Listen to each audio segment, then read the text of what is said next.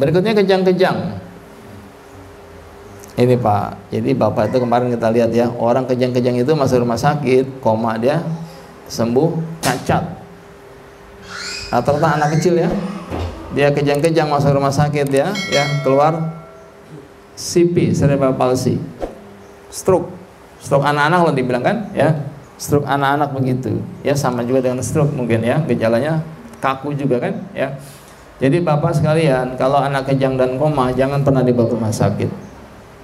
Ya, insya Allah kita sudah banyak atas itu. Bahkan Dokter Hendrik, beliau ini dokter dari Belanda, beliau tuh bepergian dari Belanda, ketemu orang Belanda di pesawat, satu pesawat. Orang Belanda ini di pesawat ini epilepsi, ya, ateis, tak punya agama. Jadi Dokter Hendrik satu pesawat, di sampingnya orang Belanda ateis, epilepsinya kumat.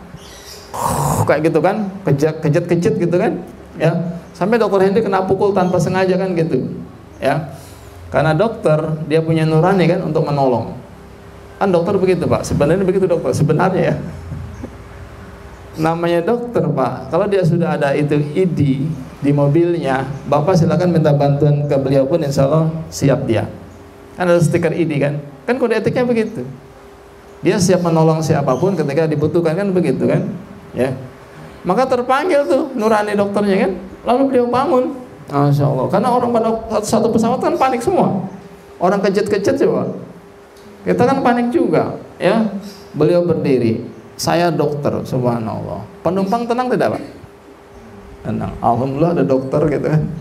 Coba Bapak berdiri, saya tukang totok. Semua penumpang kejut-kejut Pak. Ya.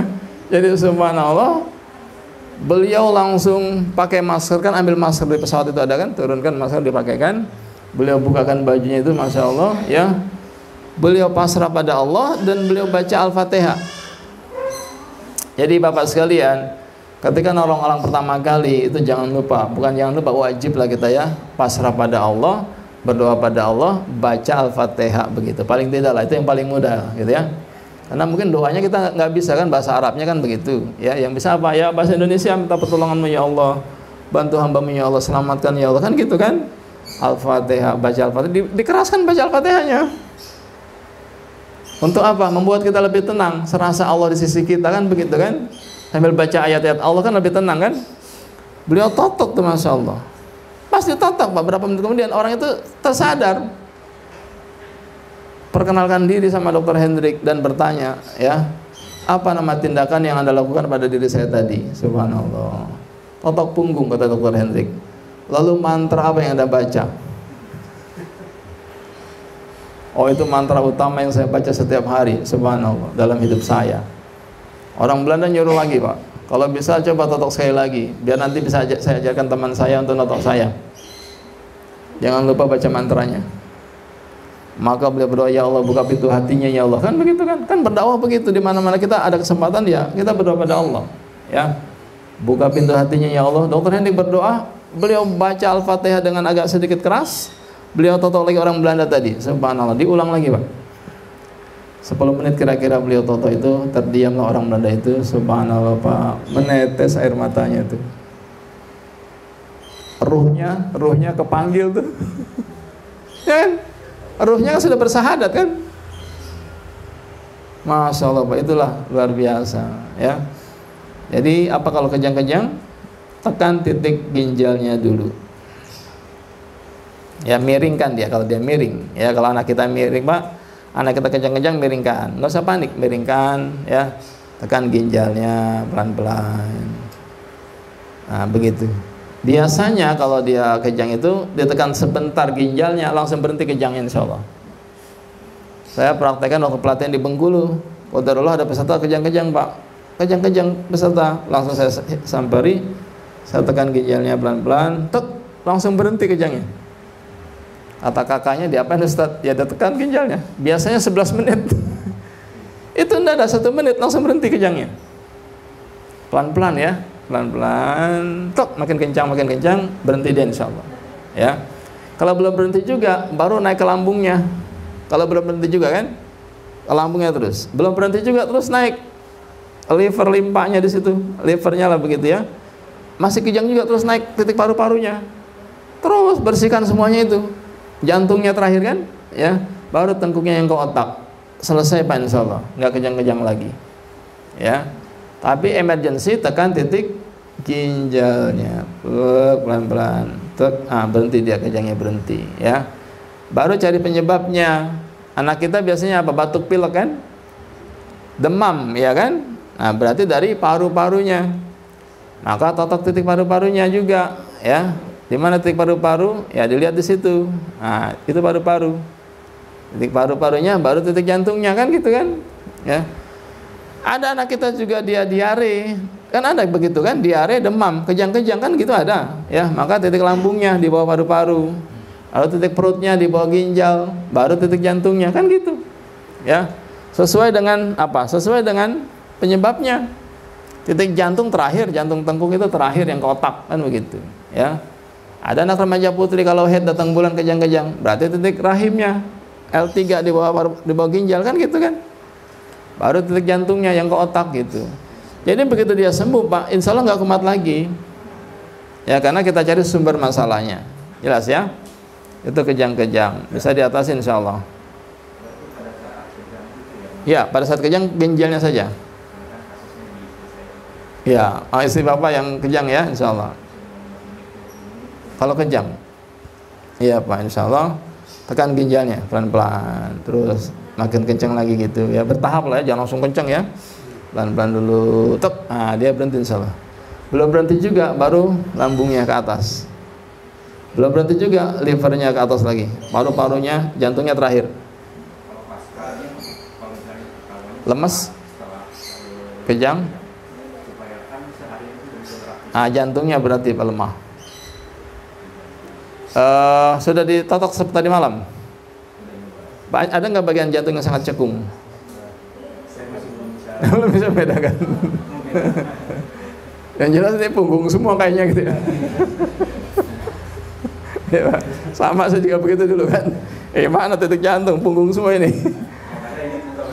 Ya, insya Allah lama-lama sensitif Pak, insya Allah ya. Yang jelas kasat mata Pak. Kalau Bapak lihat saja itu punggungnya belum disentuh ya. Itu kasat mata ada masalah, kelihatan lebih cekung. Bapak perhatikan nggak itu semalam? Lebih cekung, yang belum juga sadar. Belum menyadari ya. Belikat kirinya Pak. Ya, belikat kirinya lebih dalam, lebih cekung. Ya, itu yang lemah di jantung, jadi ke otaknya, jadi listrik otaknya terganggu, kejang dia. Itu titiknya Pak, titik utamanya di situ. Ya, karena jantungnya lemah, oksigen ke otak juga nggak bagus, maka listrik otaknya juga nggak bagus, kejang dia. Bukan dioperasi otaknya Pak, bukan. Dilancarkan ke otaknya dari situ. Ya. Nah itu yang anak kecil kemarin yang saya tonton sudah hampir 2 tahun tidak pernah kejang lagi. Sudah ke Profesor RSCM, sudah Profesor Saraf Permata, yang paling hebat di Indonesia sudah Pak. Nah betul. Ya kan tadi kemarin saya bilang, minum obat kejang tetap kejang, ya kan? Sarafnya kena kan, makin lemah. Yang kedua, tidak minum obat kejang, masih kejang, tapi sarafnya normal. Itu yang kedua. Ketiga ya, insya Allah paling bagus Pak. Tidak kejang, sarafnya normal dengan total punggung. Insya Allah. Ya, itu pilihan-pilihan kan? Jelas ya, Bapak ya. Insya Allah kita lanjut. Insya Allah Pak Allah beri kesembuhan. Insya Allah.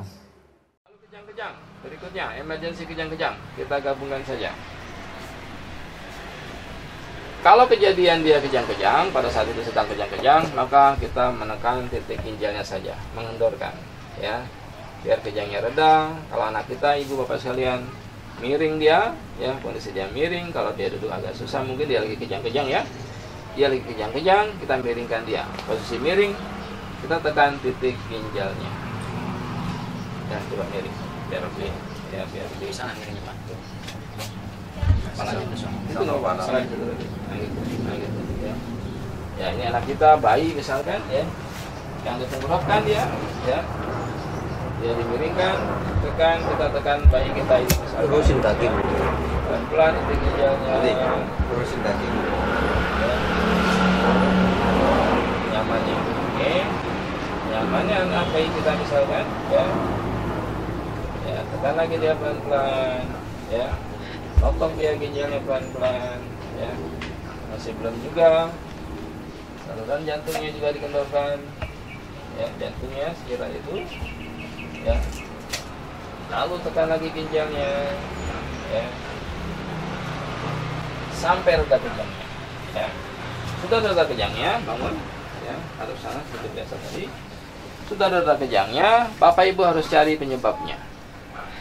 Sebagian besar anak kita itu dia kejang-kejang karena batuk pilek.